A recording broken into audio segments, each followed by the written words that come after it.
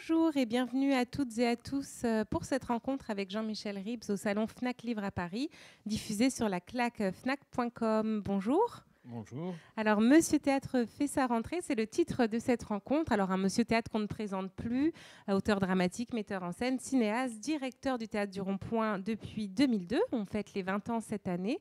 Et vous défendez là-bas l'écriture dramatique d'aujourd'hui. Peut-on lire donc dans votre biographie. Et justement, cette rentrée, donc cette nouvelle saison 2021-22, vont être jouées au théâtre du Rond-Point les pièces de Tania de Montaigne et de Stéphane Fuenquinos, Jean-Claude Grimbert avec Charles Torgman, Charles Danzig et Florian Azoulay. Je voulais savoir, Jean-Michel Ribes, qu'est-ce qui, dans l'écriture dramatique d'aujourd'hui, vous intéresse? Donc, c'est les textes les plus libres, les plus surprenants, ceux qui n'empruntent pas les autoroutes. Il faut mettre le micro. Ah, pardon. Je reprends. Oui. Disons que c'est les textes les plus libres, les plus audacieux, les plus absurdes, ceux qui ont la surprise, qui nous font aller de rebond et puis qui ont de l'audace joyeuse. De l'audace joyeuse. Oui. À quoi on reconnaît un auteur audacieux? On reconnaît un auteur audacieux à ce qui vous surprend. Ce n'est pas les autoroutes habituelles de la dramaturgie. Tout d'un coup, il y a des chemins de traverse et on est surpris, on est accroché, on est ému parfois, et on éclate de rire aussi. Vous dites défendre parce que vous trouvez que c'est des auteurs qui peut-être ne trouveraient pas forcément leur place ailleurs, qui ont besoin d'être particulièrement défendus? Ils ont besoin d'être accueillis.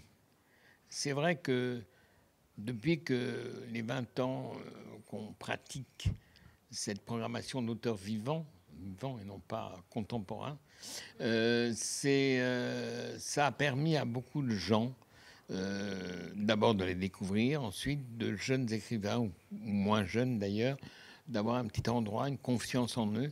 Parce que si vous voulez, si tout d'un coup il n'y a plus d'avion nulle part, il n'y aura plus de pilote. Et c'est un métier qui disparaîtra. Et le métier d'auteur dramatique était un petit peu en péril à un moment, c'est-à-dire que à force de jouer Shakespeare, Molière et Marivaux, Shakespeare et Molière et rebelote, c'est vrai que, bon, ce côté Shakespeare, notre contemporain et tout ça, avec aussi tous les metteurs en scène qui prenaient des textes classiques pour montrer que leur génie était presque plus grand que celui de l'auteur, dans la mesure où ils trouvaient des significations ou des thèmes que personne n'avait vus. Les gens qui écrivaient aujourd'hui, les gens qui écrivaient notre temps, les gens qui écrivaient, je dirais, avec la vivacité de ce qu'on vit aujourd'hui, disparaissait. Et il me semble que ni Molière, ni Shakespeare, ni Cervantes n'ont voulu être là pendant des milliers d'années. En tout cas, ne pas occuper tous les postes partout. Et moi, quand je suis arrivé au Rond-Point, il y avait quand même 92% dans les théâtres publics qui étaient dédiés aux auteurs morts. On voit aussi dans votre programmation, où il y a Jean-Claude Grimbert, Tania de Montaigne, des auteurs qui en fait ne sont pas des auteurs de théâtre, qui en travaillant avec des metteurs en scène vont... Jean-Claude Grimbert est un des plus Oui, grands pardon, auteurs. mais Tania de Montaigne... Oui, mais Tania de Montaigne, si vous voulez, c'est quelqu'un à qui on a donné une carte blanche et finalement, il y avait beaucoup de théâtre sans le savoir. Elle faisait du théâtre sans le savoir. C'est-à-dire que ces textes étaient vivants et pouvaient tout à fait être montés et écoutés sur scène. Alors justement, elle va être au théâtre avec 2 pièces, donc Noir, qui est une reprise, et L'Assignation, qui est une création. Qu'est-ce que vous pouvez nous dire justement de ces 2 pièces? Alors en plus, je crois qu'il y aura d'autres événements autour, des concerts, des lectures et des débats aussi. Il y a une conférence débat avec Delphine Erwiller. Il y a une volonté de faire vivre aussi des idées. Oui, enfin, il y a surtout une volonté d'essayer d'extirper du quotidien cette espèce de racisme. On ne s'en aperçoit même plus qu'il est à ce racisme. Donc c'est un peu le montrer et le ridiculiser, ou en tout cas montrer qu'il peut être éloigné. Et toute la démarche de Tania, que ce soit à travers Noir, à travers tous les spectacles et ses invités qu'elle va recevoir au Rond-Point, c'est quand même autour de ça. Mais elle ne le fait pas d'une façon péremptoire, prétentieuse, donnant des grandes leçons à tout le monde. C'est quelqu'un qui le fait dans le charme, la drôlerie, la moquerie. Et ça me semble en effet beaucoup plus puissant pour ridiculiser toutes les approches du racisme qui se glissent dans notre langage ou dans notre vie quotidienne. Alors ces thèmes-là, justement, du rire et du racisme, sont au cœur aussi de votre pièce, J'habite ici. Oui. Donc on peut voir, encore un petit peu, ou je suis allée à la dernière. Moi, je suis allée la voir mardi. Ah non. Elle va encore rester un peu. Il y a encore 3 semaines, donc ça va jusqu'au Voilà. 17 octobre. Jusqu'au 17 octobre. Alors, donc, J'habite ici, donc écrite et mise en scène par vos soins avec une scénographie d'Emmanuel Favre qui nous raconte la vie alors d'un immeuble, d'un quartier, d'une ville. On ne sait pas vraiment où on est ici. Et on voit aussi la vie des habitants, donc gardienne, critique de théâtre. Il y a aussi un policier, un couple de bourgeois, des aristocrates, des fonctionnaires, des jeunes amoureux. C'est surtout aussi la vie de leurs idées, finalement, puisqu'on parle beaucoup donc d'écologie, d'anti-écologie, de véganes, des gens de gauche, des conservateurs, comme si vous aviez voulu faire une photographie aussi de la France à un temps donné. Qu'est-ce qui vous a donné envie d'écrire cette pièce? Quel a été le point déclencheur? Je crois que c'était surtout, j'avais envie de m'amuser, parce que c'est quand même avant tout une vision, en effet, d'une époque, on peut dire comme ça, mais en étant, essayant d'être contre les talibans du bon goût et le marécage de la bien-pensance. Ça s'en va, c'est ailleurs, c'est volontairement dérangeant et j'espère drôle, mais ça ne rentre pas dans le gnangnan d'un théâtre qui se veut... oui, enfin bien pensant, un message et souvent d'un bon goût qui n'en a pas. Alors justement, dans cette pièce, le rire, il s'abat sur tout le monde et il part de tout le monde. On peut le voir notamment parce que quand on est dans le public, ça va pas être toujours les mêmes gens. Enfin, tout le monde va rire, mais pas au même moment.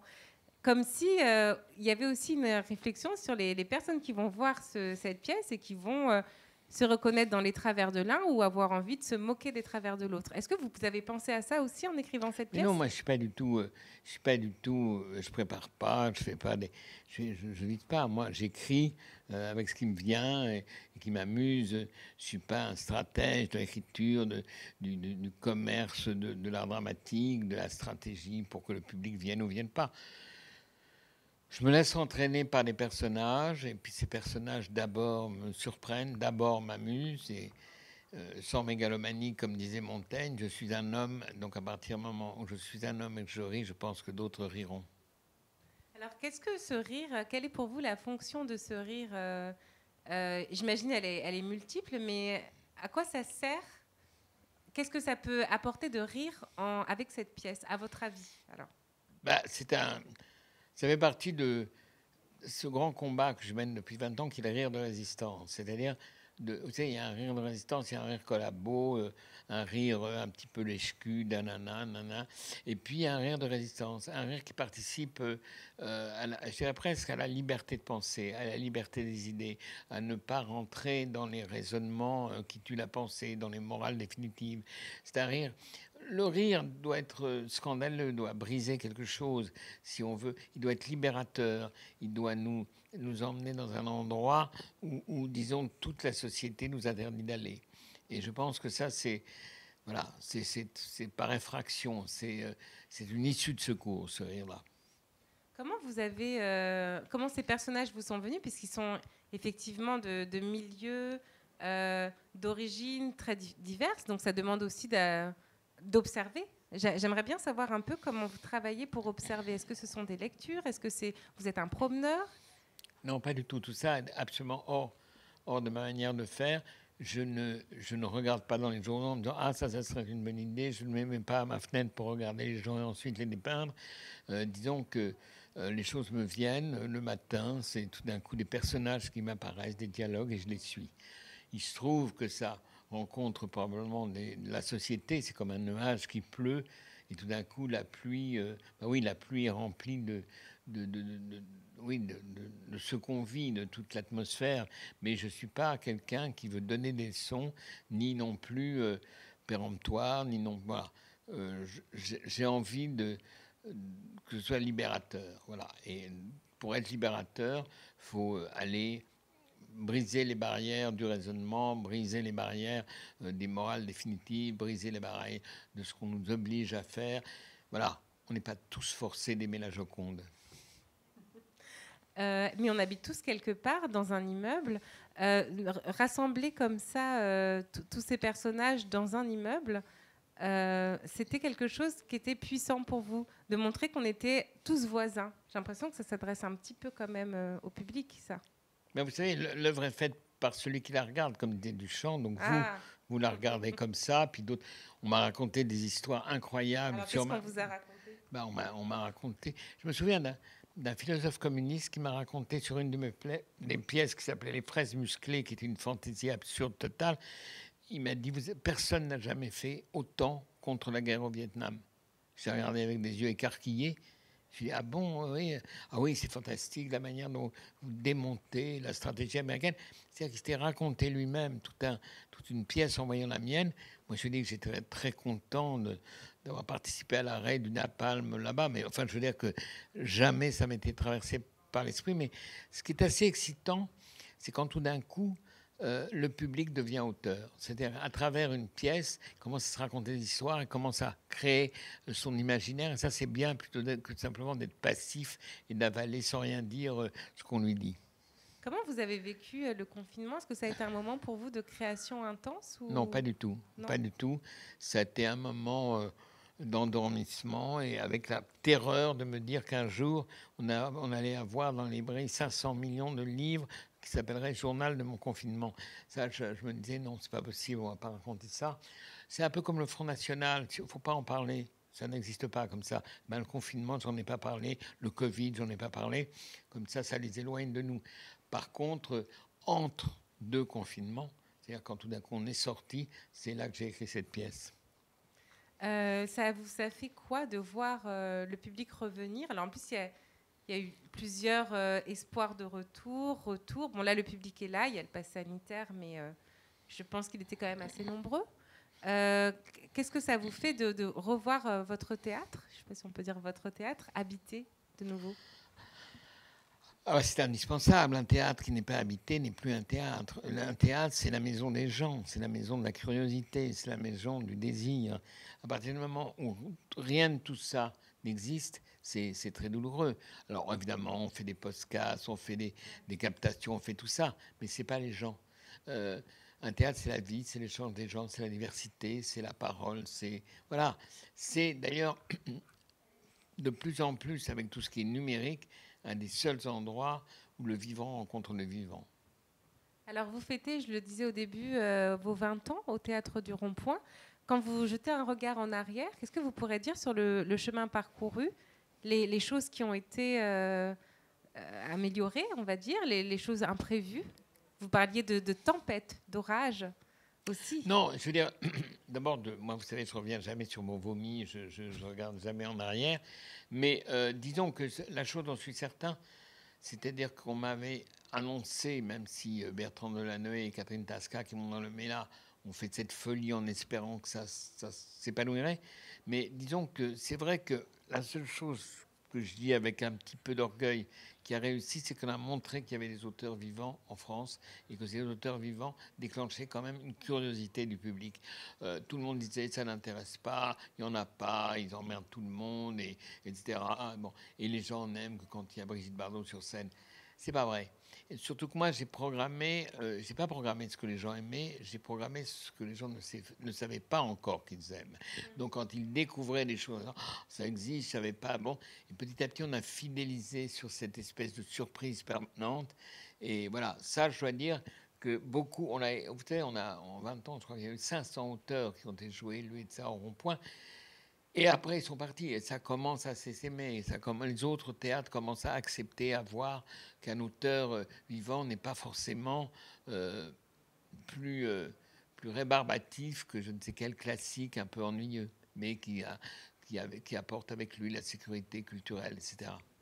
Vous êtes complètement opposé à l'idée qu'on puisse relire une pièce classique de manière contemporaine, ou c'est pas ce que vous avez envie de faire, ou est-ce que vous le comprenez un peu? Je comprends, mais ça, vraiment, le génie des metteurs en scène qui montrent que leur génie passe devant celui de l'auteur et que Racine n'a jamais été joué aussi bien que moi. Shakespeare, notre contemporain, j'en ai absolument marre. Je crois qu'aujourd'hui, il faut redonner de la vie à ce qui se passe aujourd'hui, réinventer des Shakespeare d'aujourd'hui. C'est très bien, mais la Comédie Française le fait bien. Il y a quelques théâtres qui nous gardent un patrimoine culturel formidablement fait, vivant. Mais moi, c'est pas mon rôle. Il y a une fidélité, enfin vous me dites si je me trompe, mais j'ai l'impression qu'il y a aussi des auteurs que vous accompagnez, enfin je ne sais pas si on peut dire que vous accompagnez, mais que vous accueillez durablement. C'est une maison où on a envie de rester, où on peut comme ça écrire, enfin dessiner son œuvre à vos côtés. C'est ce que vous vouliez ? Disons qu'il y a des auteurs qui sont revenus plusieurs fois, mais ça ne peut faire la diversité même du Rond-Point et les 3 salles que nous offrons avec 2 horaires dans chaque salle. C'est-à-dire qu'à un moment, on peut faire chaque jour 6 spectacles dans la soirée.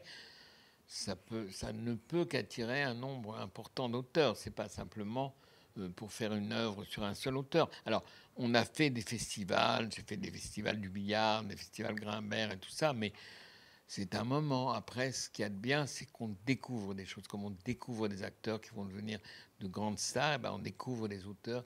Et il y en a eu beaucoup qui sont devenus maintenant des auteurs vraiment joués.